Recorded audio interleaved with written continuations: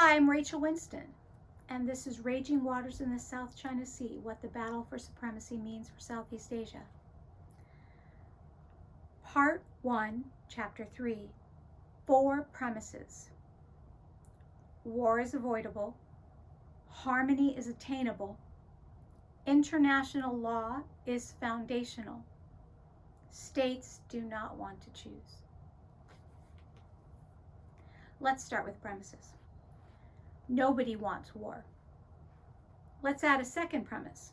Southeast Asian states seek to thrive while also wanting cooperation, harmony, economic independence, and security assurance.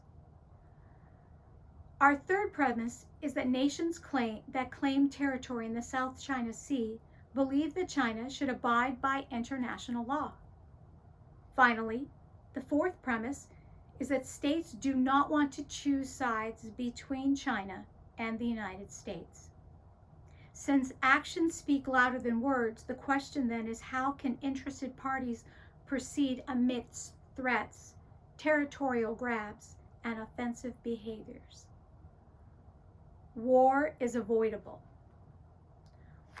War is the very last resort. First, the loss of life is unconscionable. Second, the devastation to cities is unimaginable. Third, the outcome has grave consequences for everyone in the region and would very probably disrupt the lives of most people around the world. Enough has been written on the history of past wars to know what will happen. Photographic images and lingering memories of World War II, Korean War, Vietnam War, and the Middle East conflict are not so far removed to impact present-day government decision-making. It's hard to believe that the result would have any benefits. However, what amount of encroachment is allowable to maintain peace? What number of radar, aircraft, landing strips, missiles, or other weaponry are acceptable so that states could retain their country's leadership when China insists it's not militarizing and the United States says that they are only providing freedom of navigation? What is the point of the United Nations Convention on the Law of the Sea, UNCLOS, a code of conduct, or other rulemaking discussed more in detail later, if the signers continue to violate the principles? How can states approach peaceful settlements of claims while ensuring the protection of current and future sovereignty? One way to avoid war is to let China take over the entire region. Conflict would be avoided, and China would take de facto territorial control. After all, China already claims ownership to 80 to 90% of the South China Sea. They've significantly proven their willingness to overtake Vietnamese, Filipino, and Malaysian vessels and forcibly take control of regional islands one by one. Furthermore, China is aggressively seeking the rights to the South China Sea oil, natural gas, and fish, even though monopolizing resources on disputed territories is supposed to be prevented by international law. Theorists will say that without any higher power to police the law, anarchy will ensue and states will do as they please, regardless of the law. That's exactly what China is doing. Competition in the South China Sea is real and confrontational. The United States oversaw the Philippines for approximately a half of the last century. The Philippines gained its independence from the United States in 1946. However, the United States has maintained a presence in the South China Sea due to its continued strategic interests and freedom of navigation, trade, and overflight. The U.S. could leave the region entirely and allow China to threaten and coerce the surrounding countries into submission. Alternatively, the U.S. could remain in the area and contain China, promote diplomatic exchange, and provide security for the claimant states.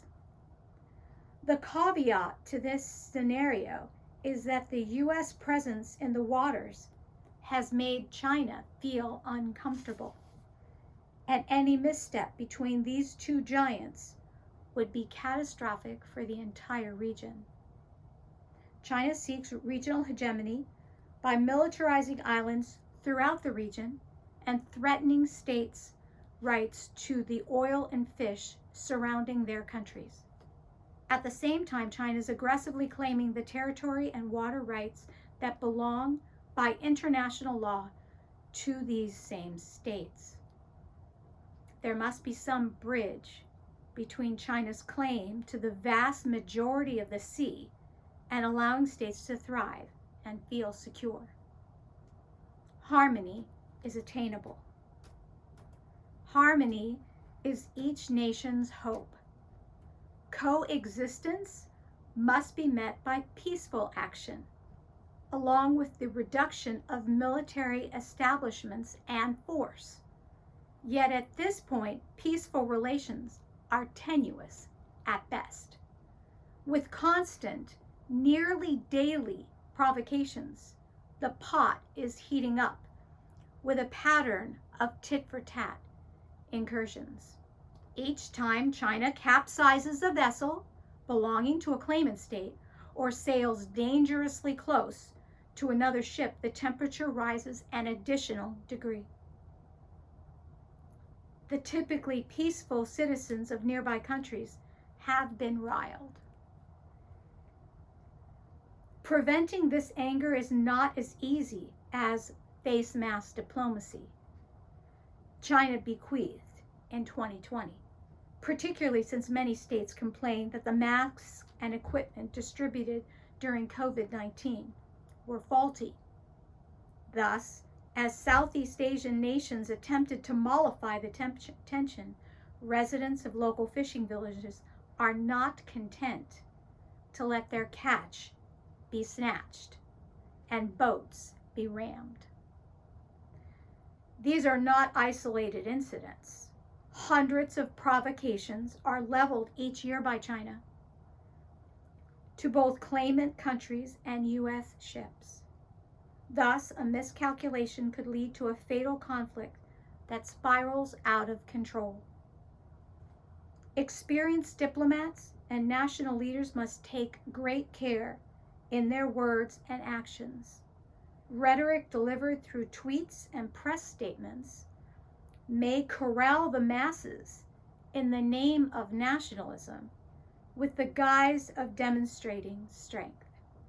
However, they are detrimental to the international community's ultimate goal of obtaining regional peace. International law is foundational. In an international system where there are widely accepted norms and laws, there is an expectation that they are followed. Some rejected standards include the violation of child labor laws, slavery, forced sterilization, torture, unfair business practices, and taking other states' property or sovereignty. We call this a rules-based order, and the rules taken together are considered rule of law. Countries sometimes break these rules. However, few do this with wild abandon.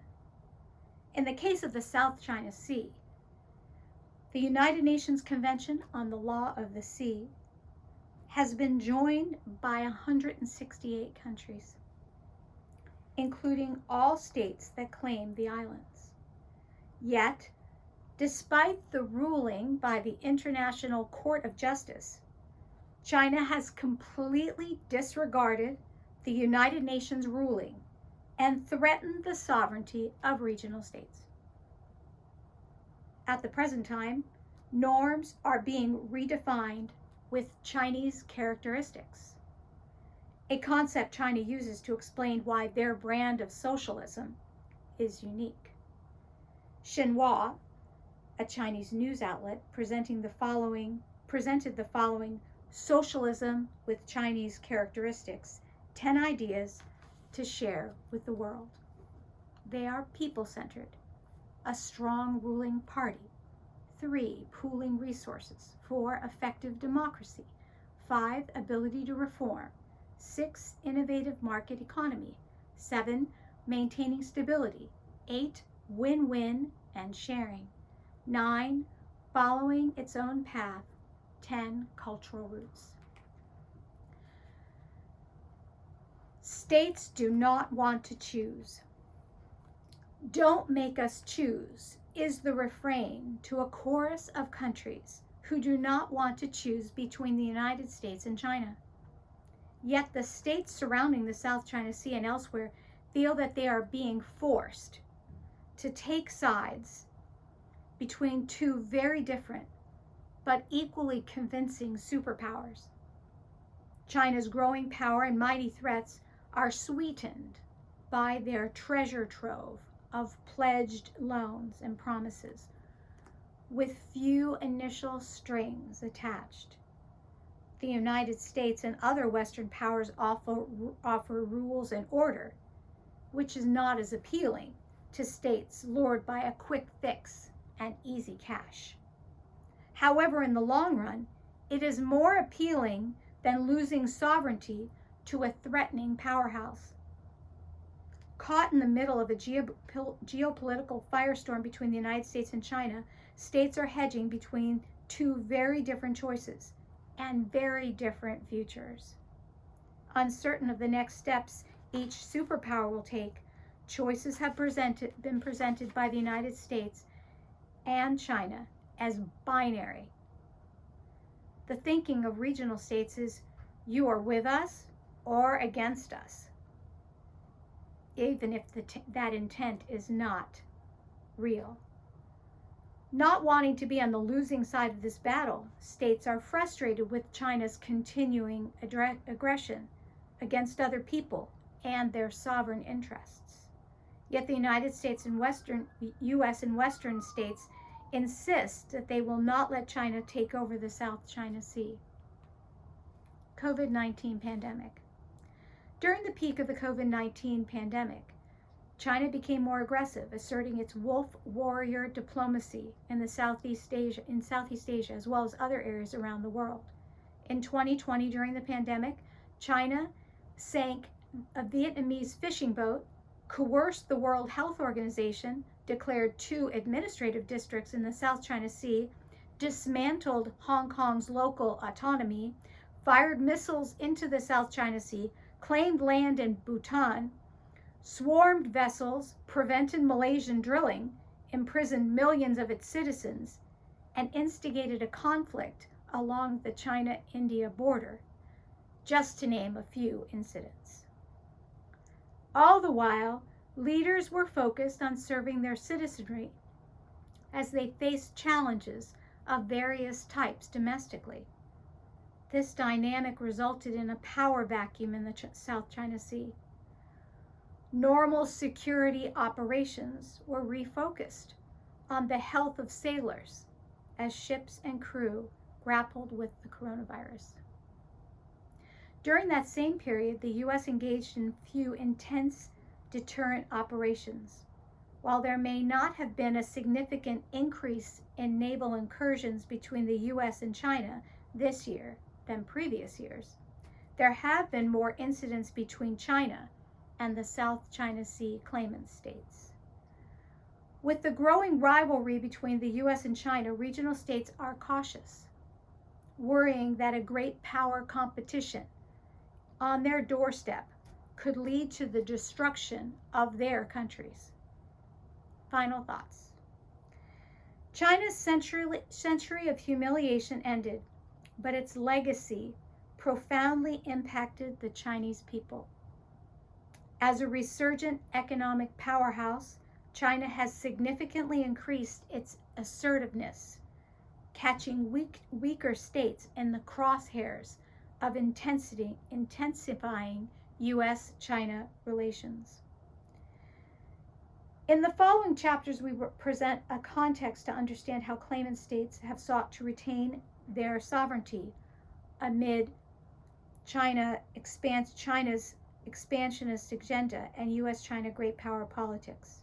We provide insights to serve as a primer to understand what is happening as militaristic aggression rages the waters of the South China Sea.